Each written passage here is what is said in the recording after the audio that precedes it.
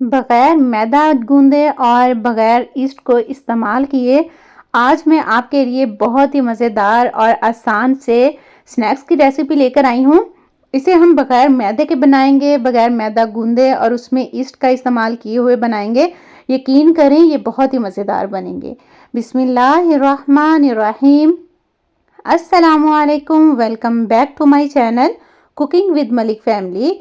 एक नई रेसिपी के साथ मैं आप सबको वेलकम करती हूँ।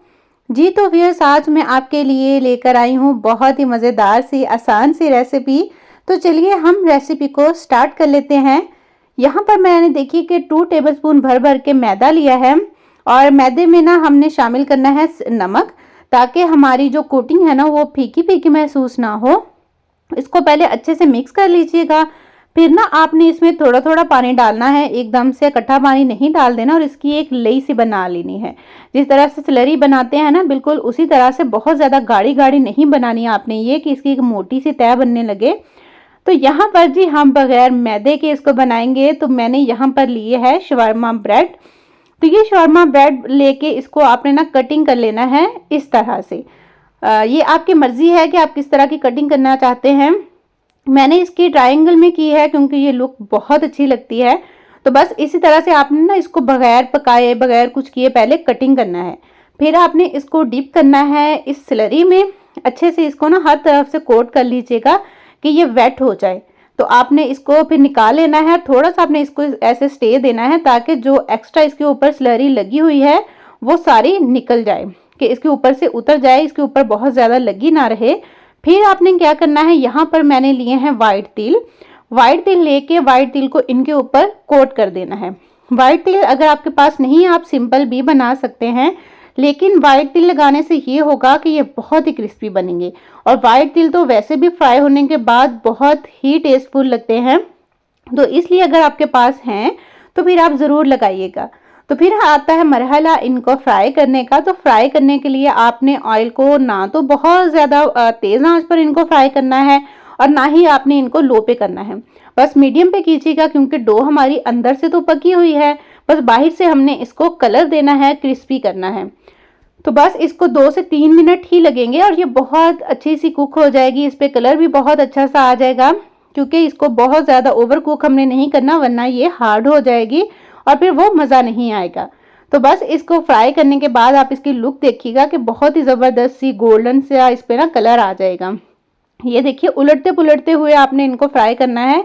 ऐसा ना हो कि एक साइड से ये डार्क हो जाएं और एक साइड से ये लाइट से रह जाएं। तो यहाँ पर आप देखिए कि माशाल्लाह माशाल्लाह इन पे कितना ज़बरदस्त गोल्डन कलर आ चुका है, ये क्रिस्पी हो चुके हैं। तो बिल्कुल इसी तरह से आपने इनको फ्राई करना है ना। कितनी आसान सी मज़ेदार सी ये रेसिपी लग रही, जिस पे इतनी मेहनत भी नहीं है, ना तो मैदा हमें गूंदना पड़ेगा, ना उसमें ईस्ट डालनी पड़ेगी। शवरमा ब्रेड में ईस्ट पहले से शामिल होती है और ये आप जब फ्राई करेंगे ना तो ये फूलेंगे और फूल के ये ऊपर तैरना स्टार्ट हो जाएंगे। बिल्कुल उसी तरह जिस तरह हम मैदे को गूंदते हैं उसमें ईस्ट डाल के ना, तो वो डो हमारी राइस होती है, तो उसके बाद जब हम फ्राई करते हैं तो वो फ्राई होते हुए भी फूलती है। तो बिल्कुल ये इसी तरह से फूलेगी और आपने इसी तरह सारे रेडी कर लेने हैं। और रेडी करने के बाद हम रेडी करते हैं इनकी फिलिंग। मैंने यहाँ पर ना ऑयल लिया है 1 टेबलस्पून, उसमें मैंने ये मैरिनेट और श्रेड करके चिकन रखा हुआ है, तो ये डाल दिया है। तो आप देख सकते हैं कि जो मैंने चिकन श्रेड किया है ना वो छोटे छोटे पीसेस में नहीं है और मोटा भी है और लंबाई में भी है। इससे एक तो लुक अच्छी आती है, बहुत ही ज़बरदस्त लगता है ये खाने में। और थोड़ी सी मैंने इसमें डाल दी हैं शिमला मिर्चें। अगर आपको शिमला मिर्चों का फ्लेवर नहीं ना पसंद तो आप इसको स्किप कर दीजिएगा। और इसमें मैंने शामिल किए हैं ब्लैक ऑलिव्स। ये भी ऑप्शनल हैं, क्योंकि हम इनको जब शामिल करेंगे ना इसके अंदर तो बिल्कुल एक पिज़्ज़ा का फ्लेवर आएगा और बहुत ही मज़ेदार से ये स्नैक्स आपको लगेंगे। इन स्नैक्स को आप अफ्तारी में बना के ज़रूर ट्राई कीजिएगा। टाइम सेविंग ये रेसिपी है, कोई इसमें ज़्यादा टाइम नहीं लगता। तो बस यहाँ पर अभी हम ना इसके लिए बनाएंगे एक बहुत ही ज़बरदस्त सी मज़ेदार सी सॉस। और ये सॉस बनाना भी बहुत आसान है। 2 टेबलस्पून के बराबर इसमें ली है मैंने मायोनीज और उतनी ही मैंने ली है केचप। और थोड़ी सी हम इसमें डाल देंगे कुटी हुई लाल मिर्च, ताकि ये बहुत अच्छा सा फ्लेवर दे। और 1 टीस्पून के बराबर इसमें हम डाल देंगे यहाँ पर है मस्टर्ड पेस्ट। इनको अच्छे से मिक्स कर लीजिएगा। नमक मैंने शामिल नहीं किया क्योंकि मायोनीज में भी नमक शामिल होता है। तो बस यहाँ पर इनको अच्छे से मिक्स कर लीजिएगा। आप देखिएगा, यकीन करें ये बहुत ही मज़ेदार सॉस बनती है। तो ये आप किसी भी सैंडविच के साथ भी इस्तेमाल कर सकते हैं, कोई भी स्नैक्स बनाए उनके साथ भी सर्व कर सकते हैं। और यहाँ पर ना अभी मैंने एक स्नैक उठाया है, उसकी हमने कर लेनी है कटिंग।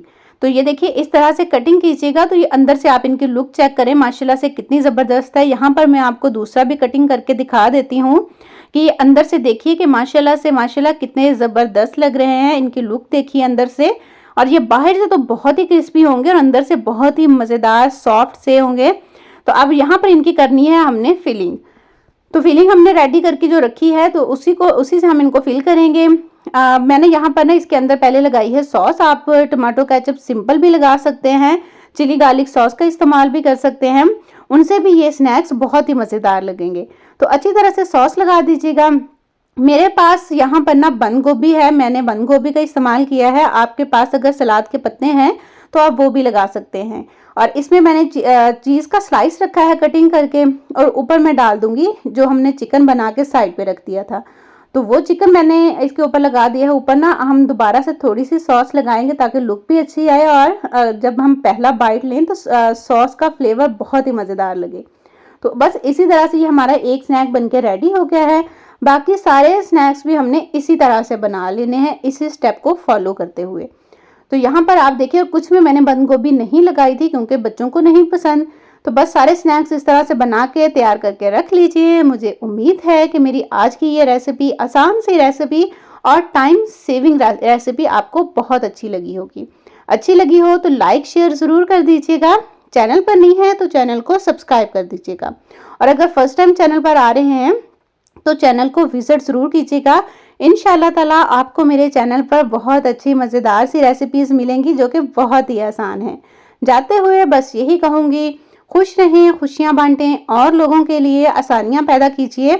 अपनों के लिए जब भी कुछ बनाएं दिल से बनाएं, प्यार से बनाएं, उसमें ढेर सारा प्यार शामिल करें तो वो चीज़ माशाल्लाह से बहुत ही ज़बरदस्त बनती है, क्योंकि आपका ढेर सारा प्यार उसमें शामिल होता है।